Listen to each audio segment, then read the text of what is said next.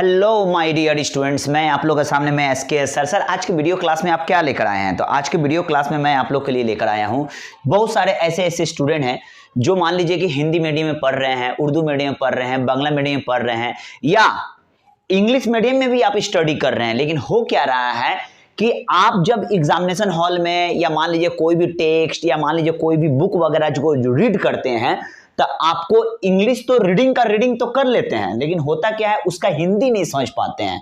तो यह प्रॉब्लम मैं ज्यादा कर देखा हूं class 5, class 6, class 7, class 8, class 9, यहां तक कि कुछ स्टूडेंट ऐसे हैं जो कॉलेज के स्टूडेंट लोग को भी प्रॉब्लम होता है। तो मैं आपको ये इंग्लिश अंडरस्टैंडिंग का जो ये वीडियो है, मैं आपको एक पैराग्राफ से मैं आप लोगों को समझाऊंगा कि किस तरह से कोई भी इंग्लिश को कैसे हिंदी में समझे। आप बहुत आसानी तरीका से क्या कीजिएगा कि किसी भी इंग्लिश का जो है हिंदी बहुत आसानी तरीका से आप समझ सकते हैं। तो इसका लॉजिक है, थोड़ा सा ध्यान से देख लीजिए। यहां लिखा भी हुआ है anybody can read and understand, कोई व्यक्ति पढ़ सकता है और इसका हिंदी अपने मातृभाषा में आप समझ सकते हैं। तो चलता हूं टू द पॉइंट। तो सबसे पहले देखिए एक सिंपल सा जो है मैं स्टोरी से जो मैं आप लोगों को सिखाने जा रहा हूं, एकदम सिंपल सा स्टोरी, एकदम तोड़ के, मैं ग्रामेटिकल फॉर्म में नहीं, मैं आपको ऐसा तरीका से सिखाऊंगा जैसे कि आपको बहुत ये चीज आसान लगे। क्लियर है माय डियर? तो चलिए सबसे पहले देख लीजिए आपके सामने में जो यहाँ पर स्टोरी दिया हुआ है, तो इसको बारीकी से देखिए, समझिए। पहले देखिए लिखा हुआ है वंस अपॉन अ टाइम, ठीक है। तो यहां तक का मीनिंग क्या हुआ? एक समय की बात है। क्या हुआ? एक समय की बात है। अगर आपका मन है कि इसको भी तोड़ना, तो वंस का मतलब होता है एक बार, लेकिन ये एक फ्रेजेस है बाबू, group of the word. Once upon a time एक समय की बात है।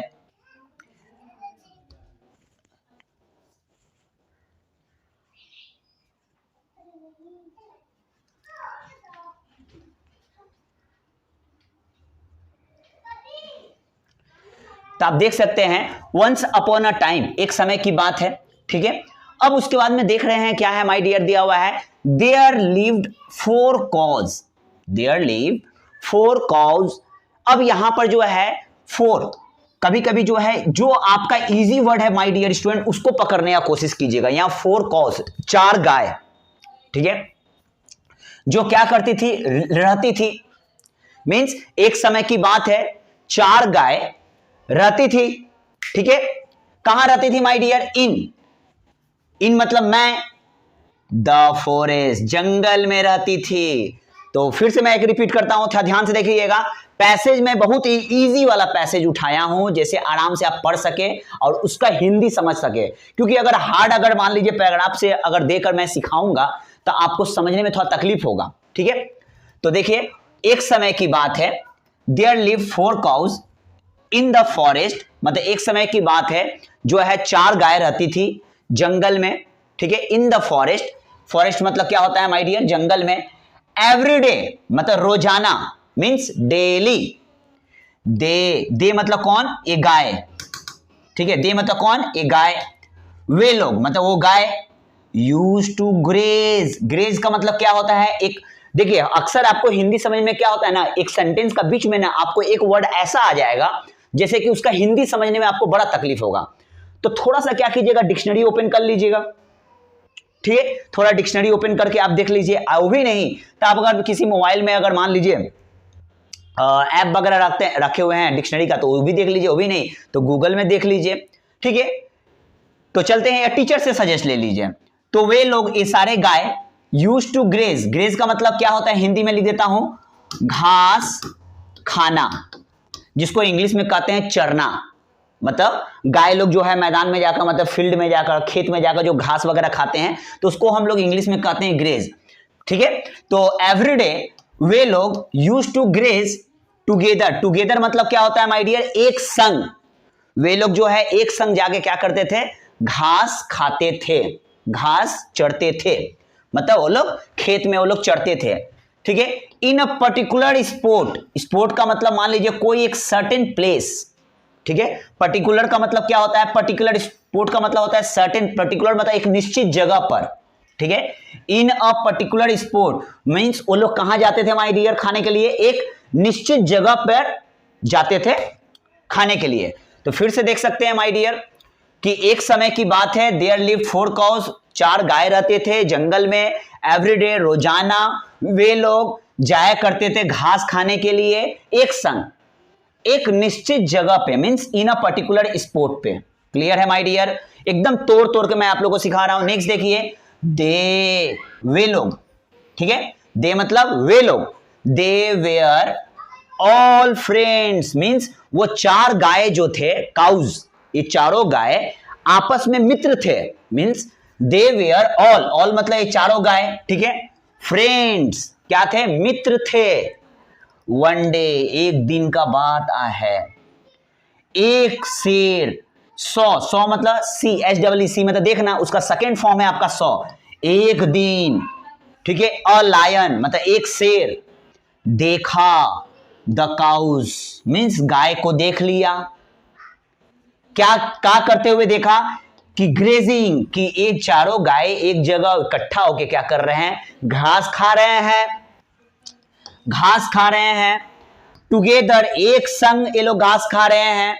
अब आप इससे समझ सकते हैं कि एक शेर ने देखा चारों गाय को घास खाते हुए, ग्रेजिंग मतलब घास खा रहे हैं एक संग, टुगेदर मतलब एक संग। द लायन, शेर, वांटेड मतलब चाहता था, द लायन शेर, वांटेड चाहता था, टू ईट देम मतलब वो चारों गाय को शेर चाहता था खा जाए, ठीक है। शेर चाहता है कि वो चारों गाय को पकड़ ले, अब पकड़ के खा जाए। टू ईट मतलब खाना चाहता है। क्या खाना चाहता है? ये 4 गायों को, ये चारों गायों को कौन खाना चाहता है? शेर खाना चाहता है। सो इसलिए ही मतलब कौन? शेर, ठीक है माय डियर। बता दे रहे हैं, शेर के लिए बार बार द लाइन नहीं लिखते हैं, उसके लिए क्या करते हैं? प्रोनाउन का इस्तेमाल करते हैं ही, ठीक है। वो लड़का है तो ही, लड़की रहता तो सी। वह शेर वेंट गया, टू कैच पकड़ने के लिए, उन चारों गाय को, देम मतलब उन चारों गायों को, वेन जब, द काउ सॉ जब जो है गाय लोग ने देखा, द लायन अब क्या हुआ है? द काउ सॉ मतलब गाय लोग शेर को देख लिया है, द लायन शेर को देख लिया है। All of them fought with him. अब क्या हुआ? 4 का चारों गाय मिलके क्या किया? फॉट, FIGHT फाइट का सेकेंड फॉर्म होता है फॉट। चारों गाय मिलके क्या किया? शेर के संग लड़ना चालू कर दिया। 4 गाय ने मिलकर क्या किया? शेर के संग लड़ना चालू कर दिया। The lion had to run. अब क्या हुआ? लायन वहां से क्या हुआ? रन अवे मतलब होता है भाग जाना। अब वहां से शेर क्या हुआ? भाग गया, ठीक है। The lion had to run, had to का मतलब वहां से भागना पड़ा। A few day past, a few day मतलब कुछ दिन, फ्यू डे का मतलब कुछ दिन। अ फ्यू डे पास्ट कुछ दिन बीत गया। पास्ट मतलब जैसे 1 दिन 2 दिन 3 दिन 4 दिन बीत गया, पास्ट बीत गया, ठीक है, कुछ दिन बीत गया।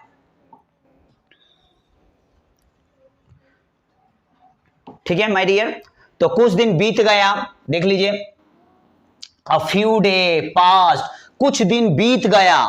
एंड द काउ मतलब चारों गाय, क्वेरल्ड बिटवीन देमसेल्व्स कुछ दिन बीत गया।